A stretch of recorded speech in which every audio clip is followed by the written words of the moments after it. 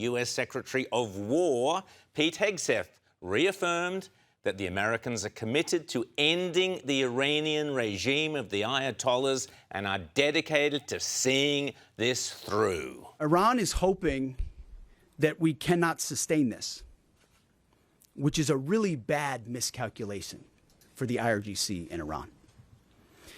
You see, there's no shortage of American will here.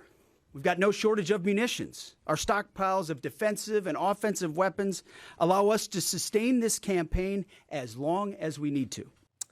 Joining me now is political commentator John Fund. John, great to see you again. Thanks for joining us. Now, it's my opinion that Donald Trump has not only led to the American Renaissance, he's going to lead to the Iranian, the Persian Renaissance as well. He's going to smash the Ayatollahs. They're gone. History will applaud Trump and Israel for this action. What do you say, John? I say, I hope that happens, and it may well happen. But the Bible tells us many a slip between the cup and the lip. I think it's fairly easy to predict how the Iranian regime could collapse. It is less easy to figure out who would replace it, how much blood on their hands they would have, how much association with the previous regime, and the role of the Shah's son, Reza Pahlavi, who wants to be a transitional figure, but not everyone is behind that idea.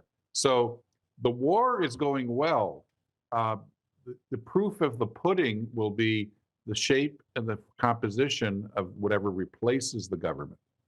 And how much appetite do Americans have for, I guess, I'd pick this will last 5-6 weeks, maybe not much longer than that, but there will be then the ongoing turmoil, as you said, regarding perhaps the return of the Shah. I think the return of the Shah would be an amazing day for the world and for Iran.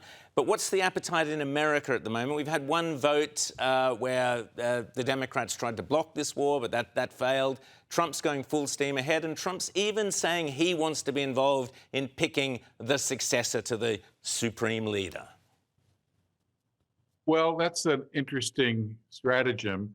I think that's Trump saying, I want to get my hands involved, but I'm not going to nation build. And ultimately, the decision is going to be up to the Iranian people. Now, what we do know is that there are lots of people in Iran with administrative skills who can run a government, but they probably have been tainted to some extent by the Islamic Republic. And people in Iran are not necessarily thrilled to turn over their country to exiles who left many, many years ago and are only now returning.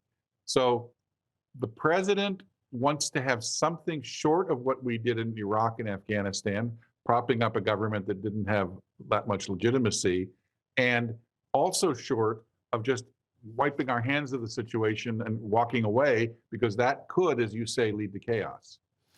But people, of course, we talk about Iraq, but people forget the fall of the Berlin Wall. At the same time, I remember prior to the fall of the Berlin Wall in the Reagan years, people were saying, well, there's no way you can get rid of the Soviet Union. There's no way you can get rid of the Ceausescus. The regimes are all polluted. They've all got these dreadful characters in there. They'll turn on the people, and yet these regimes collapse pretty quickly once they realise the game is up. So I guess we'll see. But listen, before I let you go, take a look here as Bill Clinton appears to be kind of reminiscing fondly, looking back at those old Epstein photos during his hearing. Have a look. Is that? Let me see it.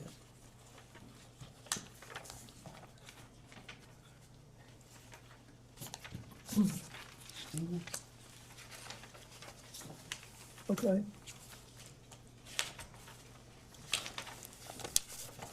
Mr. President, we have about 5 minutes remaining in the majority's first hour.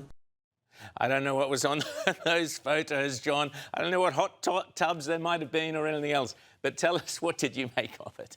He was singing memories in his head, fondly.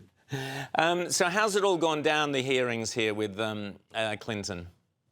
Well, there's been a lot of news, so it's probably blotted out. I mean, you have Iran, you have the resignation or the firing of Kristi Noem this week.